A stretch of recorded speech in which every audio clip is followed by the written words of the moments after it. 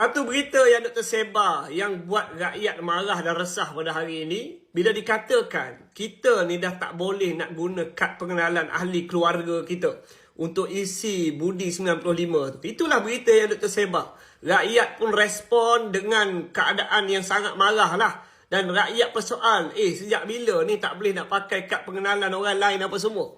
Dan itu adalah laporan daripada satu portal berita dalam negara kita, yang mana dibuat clickbait. Dan berita sebenar ataupun keseluruhan konteks itu membawa maksud yang berbeza.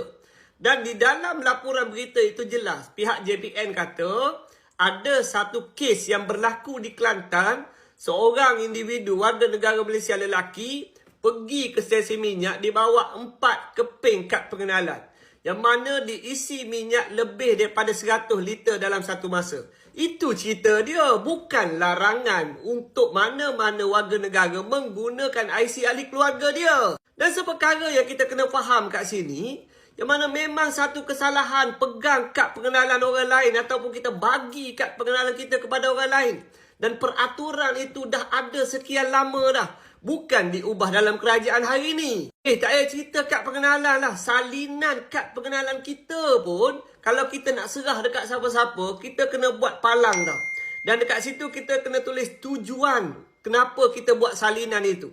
Sebab apa? Sebab tak nak berlaku manipulasi menggunakan salinan itu. Ini kan pula yang original. Mana boleh serah dekat orang macam tu saja. Tapi itulah masalah kita punya portal berita ni kan. Yang mana dia tahu dah rakyat Malaysia ni jenis malah membaca. Tapi dia ambil kesempatan daripada kelemahan itu, dia buat satu clickbait.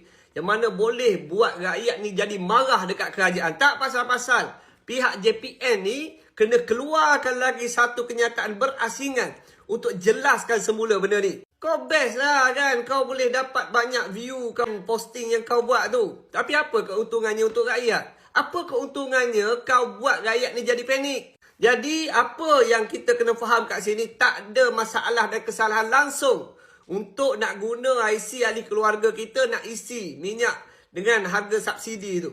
Cuma syarat dia kan ambil kad pengenalan orang lain ni tak boleh. Kalau nak guna kena bawa sekali pemegang kad pengenalan tu. Dan ia adalah satu kesalahan yang sangat besar lah. Dan kena ingat, peraturan ini bukan diada-adakan ataupun digubah dalam kerajaan hari ni. Benda ni dah lama dah. Kita dah tahu lama dah benda ni. Dan kalau korang fikir betul-betul, atas sebab apa seorang individu bawa 4 keping kad pengenalan, isi RON 95 bersubsidi lebih daripada 100 liter dalam satu masa? Dia nak buat apa minyak banyak macam tu? Dan sekiranya ataupun seandainya yang buat benda tu dia berniat untuk seluduk minyak itu, tak pasal-pasal 3 lagi IC lain ni kena bertanggungjawab, kena dituduh sebagai bersubahat walaupun dia tak tahu apa tujuan dia ambil kad pengenalan tu. Inilah yang kita tak nak. Yang mana kita ni elok-elok duduk rumah tak tahu apa cerita, tak berniat pun untuk